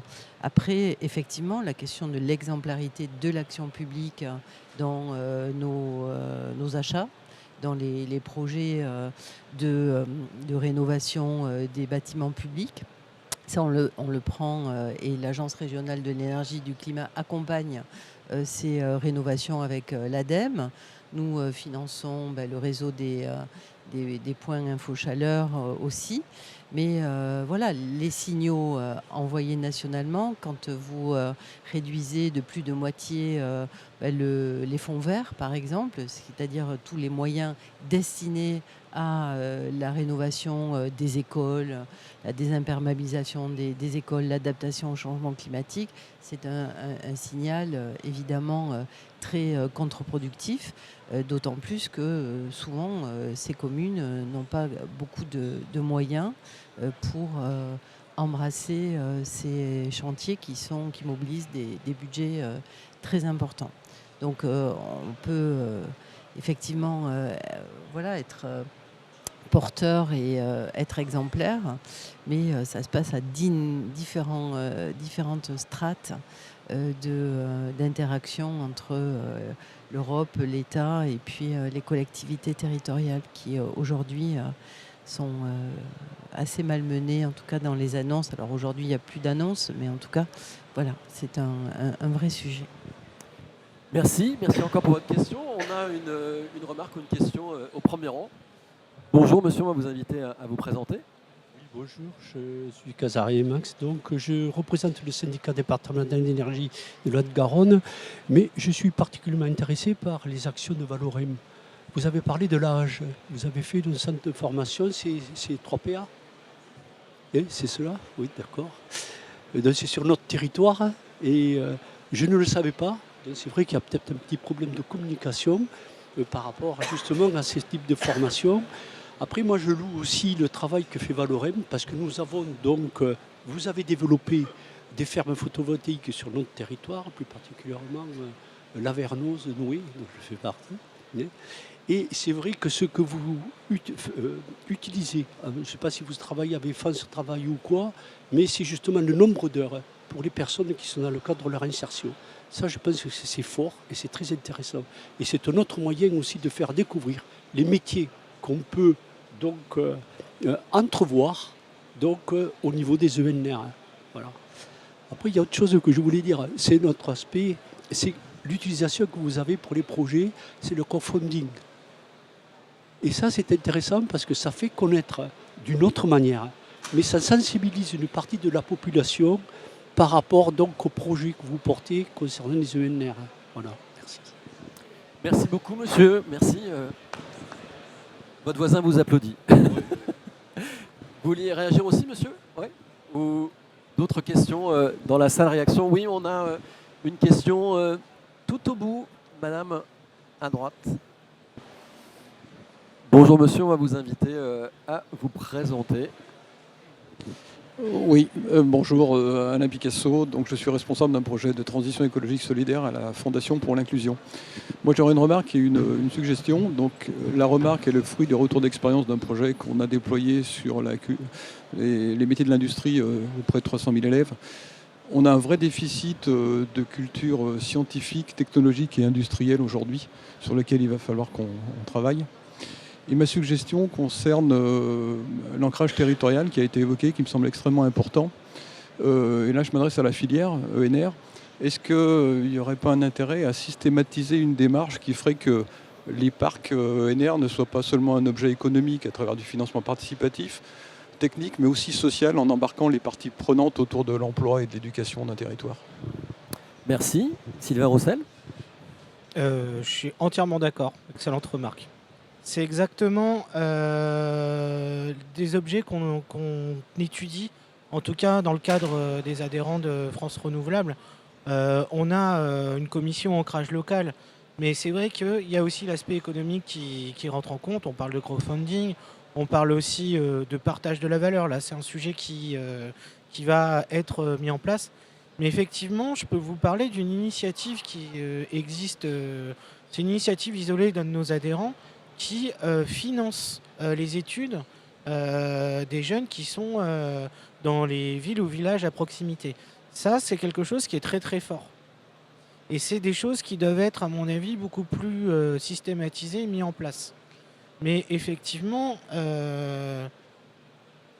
l'éducation, la formation et l'acceptabilité des projets ENR, et ça a été parlé aussi tout à l'heure, vous l'avez très bien dit, notamment sur les questions de biodiversité ou autres. En fait, il faut que la filière soit exemplaire. Il faut que la filière travaille pour être exemplaire.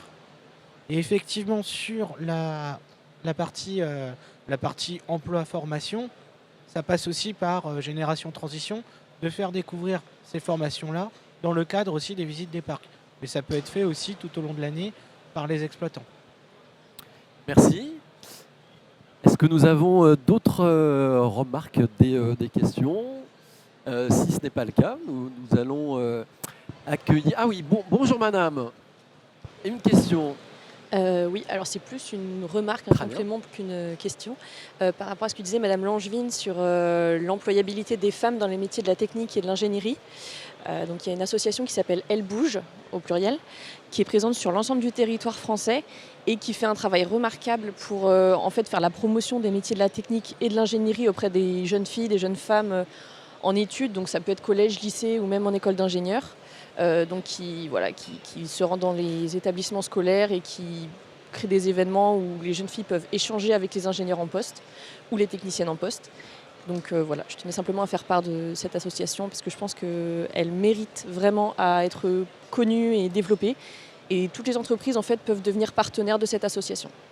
En tout cas, pour avoir travaillé avec elle, je suis totalement d'accord. L'association Elle Bouge mérite vraiment d'être connue.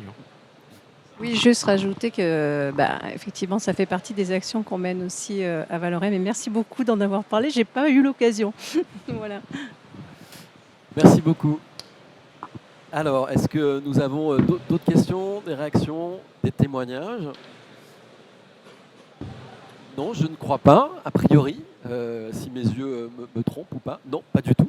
Agnès Landvin, je disais en introduction de la table ronde, on a la chance d'avoir ce matin avec nous des élèves des écoles Être et EPF, des représentants de deux lycées aussi de Montpellier. Vous souhaitiez leur dire quelques mots d'encouragement, je crois. Je pense que c'est à vous. Je trouve que voilà, peut-être vous pouvez vous adresser. Enfin, je peux le faire aussi. C'est pas pour me défausser, mais je trouve que voilà.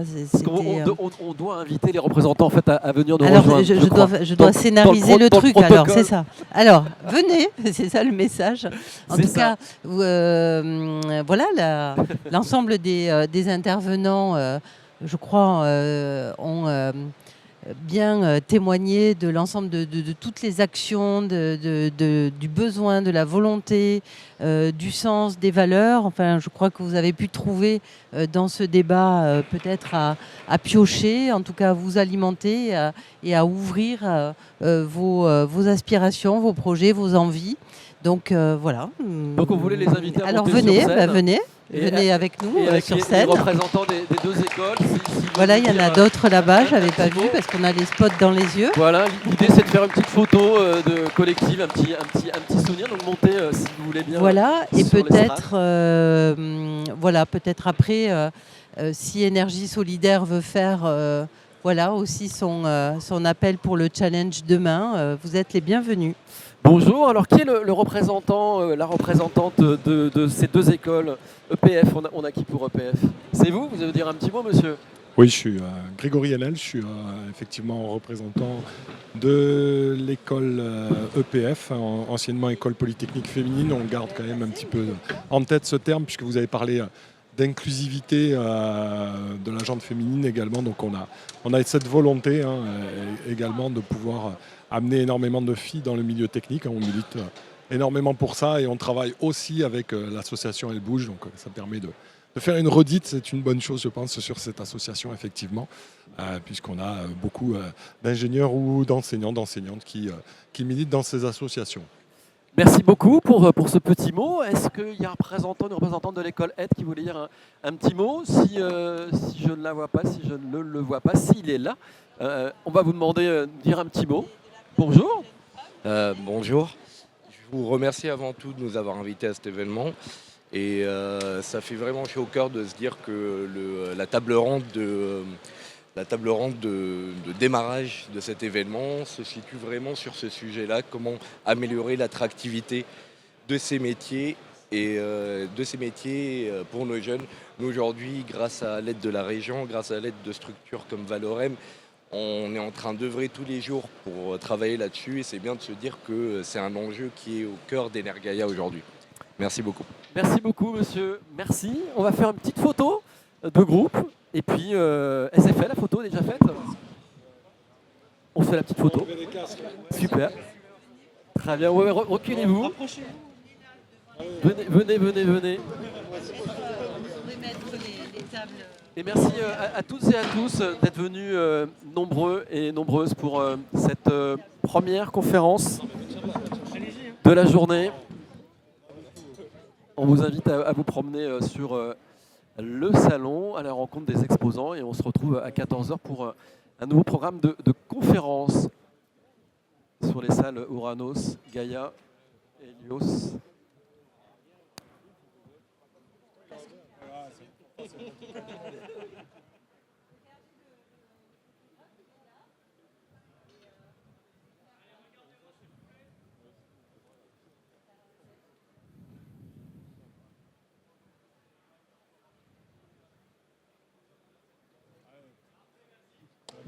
Merci à toutes et à tous, un grand bravo.